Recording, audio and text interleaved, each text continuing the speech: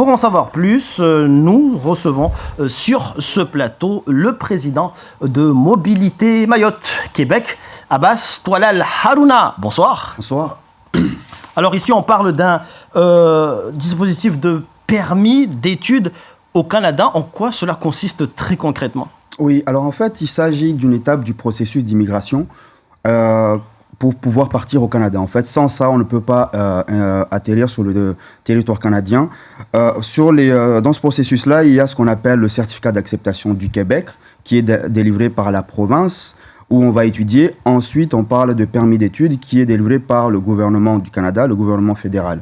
Donc, dans notre région ici, il n'y a pas de bureau canadien à Mayotte ou à La Réunion, donc il faut se rendre à l'île Maurice. La raison pour laquelle on a choisi pour cette première de partir avec ces jeunes-là, non seulement découvrir le pays, mais également rencontrer les instances là-bas qui traitent ces dossiers-là. Donc ça a été très bien pour une première année.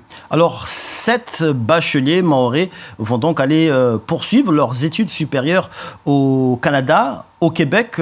Quelles sont les opportunités pour ces bacheliers d'aller là-bas? Alors, en fait, il y a plusieurs opportunités qui s'offrent aux Mahorais aujourd'hui de pouvoir partir étudier à l'international.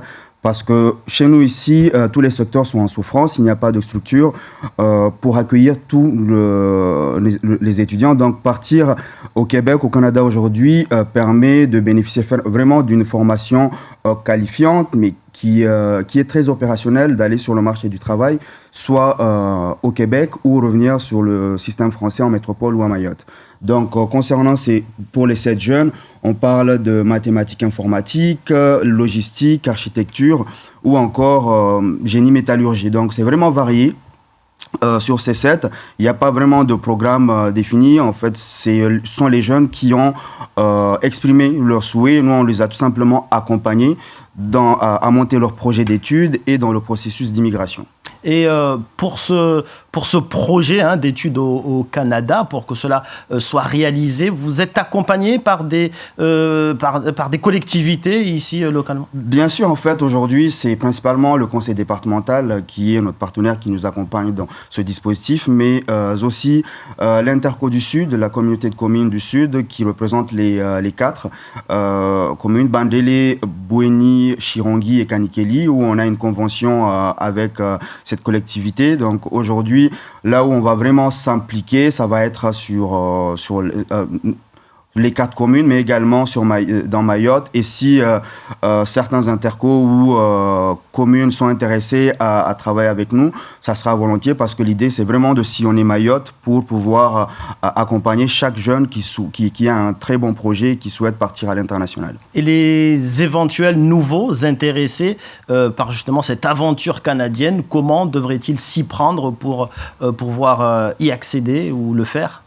En fait, c'est comment nous, on va les accompagner. On intervient vraiment tout au début de la chaîne de ce dispositif, notamment au niveau de la promotion communication. Donc, pour cette première année, on l'a fait à distance, mais on va être vraiment sur place pour échanger avec les jeunes, les parents qui souhaitent intégrer le dispositif. Donc, l'idée, c'est vraiment d'être proche et surtout rassurer. Parce qu'il y a beaucoup d'appréhension, rassurer les intéressés, mais aussi les parents, parce que sans eux, malheureusement, on n'accompagnera pas de jeunes avec qui on n'a pas pu échanger avec les parents. Alors, tout dernier point, avant de nous quitter, les diplômes validés là-bas sont des diplômes qui sont reconnus Tout à fait. En fait, aujourd'hui, il existe une entente entre la France et le Québec qui permet cette réciprocité de diplômes. Donc, quand on est diplômé au Canada, au Québec, on peut revenir à Mayotte ou en Europe, tout simplement, et de vice-versa.